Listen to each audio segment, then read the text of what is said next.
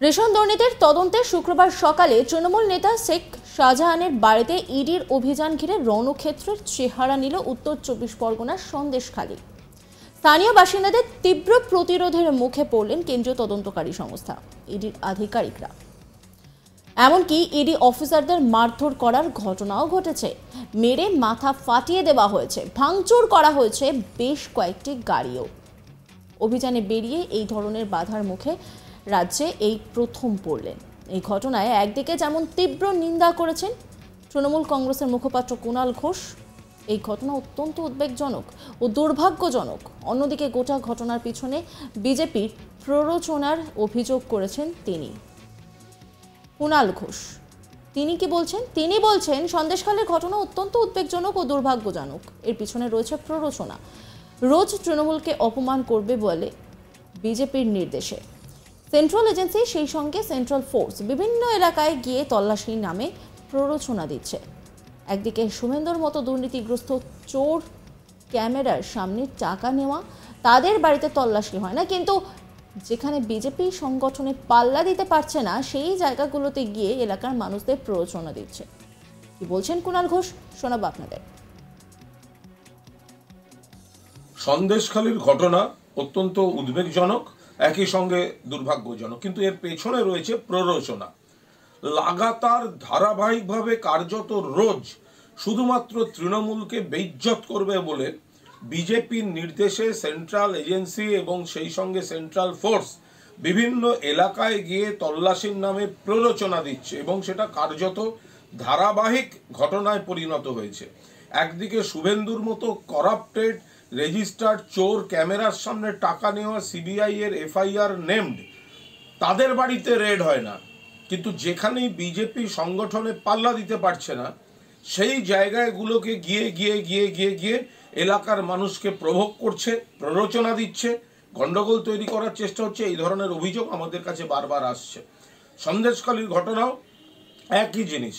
সাত সকালে এলাকায় গিয়ে প্ররোচনা দিয়ে একটা গন্ডগোল পাকিয়ে তারপর সেটা তৃণমূলের নামে বা এলাকার মানুষের নামে দোষারোপের চেষ্টা করা।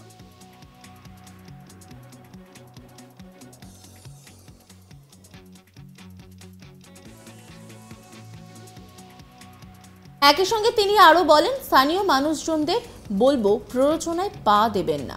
আর মিডিয়ার একাংশকে ভুল প্রচারের জন্য এরা কাজে লাগাচ্ছে। মিডিয়ার একাংশ ওদের সঙ্গে মিলে আছে, তারা তৃণমূলের কুৎসা ক্ষতি করছে। দলের নেতৃত্ব গোটা বিষয়টা দেখছেন। কুণাল ঘোষ কি বলছেন শোনাবো আপনাদের। বলবো যে স্থানীয় মানুষকে বলবো প্ররোচনায় পা দেবেন না। আর সংবাদ মাধ্যম, মিডিয়া, তাদের একাংশকেও এরা কাজে লাগাচ্ছে এই গোটা ভুল প্রচারের কাজে। কিন্তু তা সত্ত্বেও যেহেতু আমরা গণতন্ত্রকে সম্মান করি, কোনোভাবে কোনো মিডিয়া সংস্থার প্রতিনিধিরা তারা যেন কোনোভাবে মানুষের ক্ষোভের শিকার না হন, মিডিয়ার ওপর কোনো রকম আঘাত যেন না আসে। এরা চাইছে, মিডিয়ার একাংশ কিন্তু ওদের সঙ্গে মিলে আছে, তারা একসঙ্গে মিথ্যা, কুৎসা, তৃণমূলের ক্ষতি, ষড়যন্ত্র এসব করছে একাংশ, কিন্তু তা সত্ত্বেও কোনো অবস্থায় কেউ কোনো প্ররোচনায় পা দেবেন না। দলের নেতৃত্ব গোটা জিনিসটা দেখছেন, তারা যথাযথ সময় যা যা করার করবে। জানা গেছে ৫ জানুয়ারি শুক্রবার রেশন বন্টন দুর্নীতি মামলায় অভিযুক্ত তৃণমূল নেতা শাহজাহান শেখের বাড়িতে হানা দেন ইডির অফিসাররা। শুক্রবার ঘড়ির কাঁটায় তখন সকাল 6:30। তবে সেই বাড়ি তালা বন্ধ ছিল। অনেকক্ষণ ডাকাডাকির পরও কারো সাড়া মেলেনি। প্রায় 1 ঘন্টা অপেক্ষার পর সেই বাড়ির তালা ভাঙার চেষ্টা করেন ইডির তদন্তকারী আধিকারিকরা। তখনই ঘটে যায় বিপত্তি।